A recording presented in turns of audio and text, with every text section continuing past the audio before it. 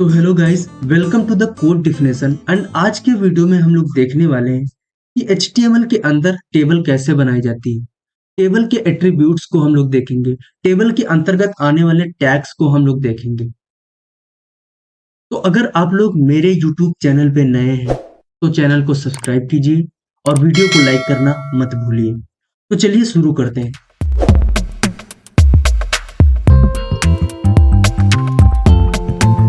तो मैं सबसे पहले VS कोड खोलता हूँ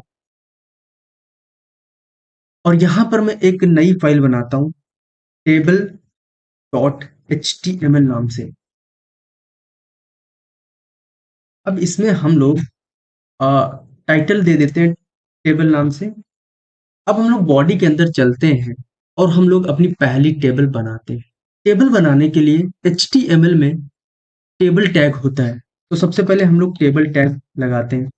टेबल के अंदर अब दो टैग होते हैं, एक होता है टी हेड और एक होता है टी बॉडी। अब हम लोग देखते हैं कि टी हेड और टी बॉडी क्या है। यदि हम लोग किसी टेबल में एक कॉलम का कोई नाम देते हैं, यानी कि हम लोग उस कॉलम का कोई टाइटल डिफाइन करते हैं, तो वो हम लोग टी हेड में लिखते हैं और उसके अंदर जितना कंटेंट होता है वो हम लोग टी बॉडी के अंदर लिखते हैं।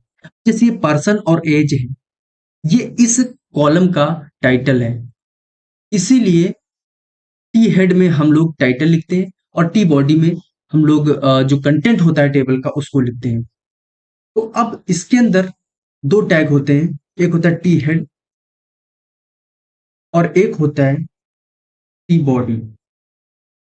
तो सबसे पहले हम लोग टी हेड में जाकर उसका टाइटल डिफाइन करेंगे। तो इसके लिए हमारे पास और टैग की जरूरत पड़ेगी। अब हम लोग को हेड डिफाइन करने के लिए इसमें हम लोग को सबसे पहले एक रो लेनी पड़ेगी। रो लेने के लिए हमारे पास एक टैग होता है टी आर। अब टी आर के अंदर हम लोगों को सेल बनाने पड़ते हैं। इसके लिए हमारे पास टैग होता है टी डी। अब ये एक सेल बन गई, इसके अंदर मैं कुछ भी लिखता हूँ, जैसे मैं लिखता हूँ सीरियल नंबर। अब हम लोग इसको लाइव सर्वर के जरिए खोलते हैं और ब्राउजर पे चलते हैं। आप लोग देख सकते हो कि सीरियल नंबर मेरा आ गया। हम लोगों को ये टेबल के फॉर्म में नहीं दिख रहा है, इसके लिए एक एट्रीब्यूट होता है टेबल में, बॉर्डर। मैं 2 का दे देता हूँ। आप लोग देख सकते हो कि इसमें बॉर्डर आ गया।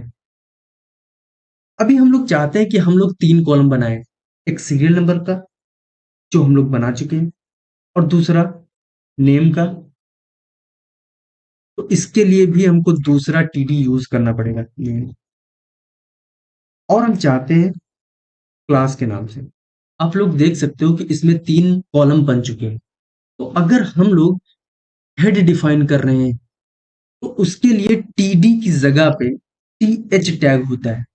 आप लोग देख सकते हो, इससे आप लोग देख सकते हो कि यहाँ पे जो टेक्स्ट लिखा हुआ है उसका कलर और ये जो टेक्स्ट है वो बोल्ड हो चुका है। अब हम लोग की बॉडी के अंदर चलते हैं और इसके अंदर हम लोग इसका कंटेंट लिखते हैं।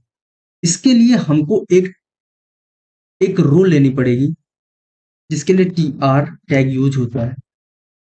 अब हम लोग टीडी के अंदर अपना कंटेंट लिखेंगे। जैसे पहला टीडी लिया, उसमें सीरियल नंबर 1 डाल दिया।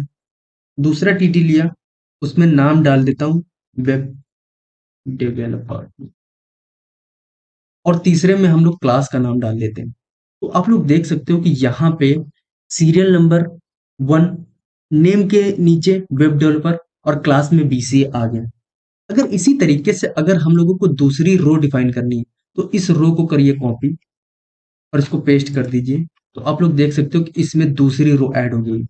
यहाँ पे हम लोग डाटा चेंज कर देते हैं। तो आप लोग देख सकते हो कि यहाँ पे हम लोगों ने एक टेबल बना डाली है। अब यहाँ पर कुछ और एट्रीब्यूट होते हैं। जैसे हम लोगों को अगर इस टेबल का कोई बैकग्राउंड देना है तो इसके लिए एक एट्रीब्यूट होता है बीजी कलर नाम से।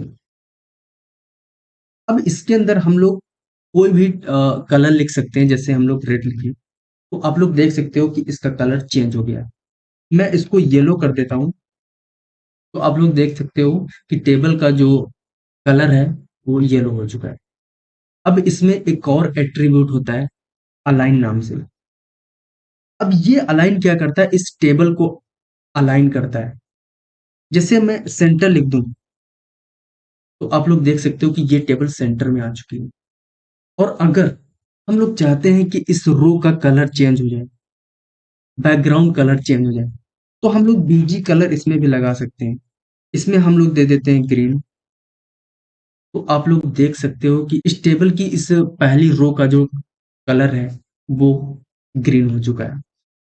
तो हम लोगों ने जाना कि टेबल कैसे क्रिएट करी जाती है। अब इसमें सबसे पहला टेबल टैग होता है जिससे हम लोग टेबल क्रिएट करते हैं।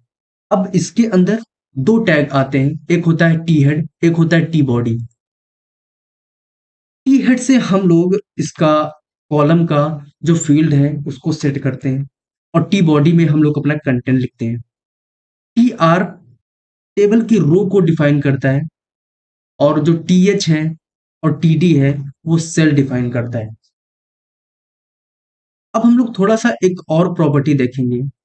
मैं यहाँ की थोड़ी रो और बढ़ा देता हूँ। अब हम लोग चाहते हैं कि ये जो दूसरा कॉलम है और तीसरा कॉलम है वो मिक्स हो जाए एक में। तो हम लोग चलते हैं अपने दूसरे वाले कॉलम में, यहाँ पे। अब इस सेल को हम लोग मर्ज करेंगे। इसके लिए हमारे पास एट्रीब्यूट होता है कॉल स्पैन। अगर इसमें हम लोग जितनी वैल्यू देंगे उतने कॉलम ये मर्ज कर लेगा। जैसे मैं 2 देता हूँ तो आप लोग देख सकते हो कि यहाँ पे इतना जो स्पेस है उसने कवर कर लिया है। यानी कि इसने 2 जो सेल है उसको मर्ज कर दिया और जो बीसीए मैंने इस अगली लाइन में लिखा था उसको इसने बाहर निकाल दिया। रो स्पैन से हम लोग रो को मर्ज करते हैं। अब जैसे हम लोग तीसरी लाइन में जाएं और यहाँ पर हम लोग रो स्पैन लिख दें, इसमें भी वैल्यू 2 दे दें, तो आप लोग देख सकते हो कि इसमें जो ये दूसरी वाली रो थी उसने 2 और 3 रो को मर्ज कर दिया। यानी उस सेल को मर्ज कर दिया जो रो में आते हैं। और कॉल स्पैन से कॉलम में जो सेल आते हैं उसको मर्ज करता है। तो आज के वीडियो में हम लोगों ने समझा कि टेबल कैसे क्रिएट करी जाती है एचटीएमएल में, कैसे उसका बैकग्राउंड कलर चेंज करते हैं, कैसे उसमें बॉर्डर देते हैं, कैसे उसमें टी हेड और टी बॉडी अप्लाई करते हैं। तो आशा करता हूँ आप लोगों को ये वीडियो समझ में आया होगा। और अगर आप लोगों को ये वीडियो समझ में आता है तो कमेंट में जरूर बताइए। तो मिलते हैं हम लोग किसी अगली वीडियो में, तब तक के लिए bye bye and thanks for watching this video.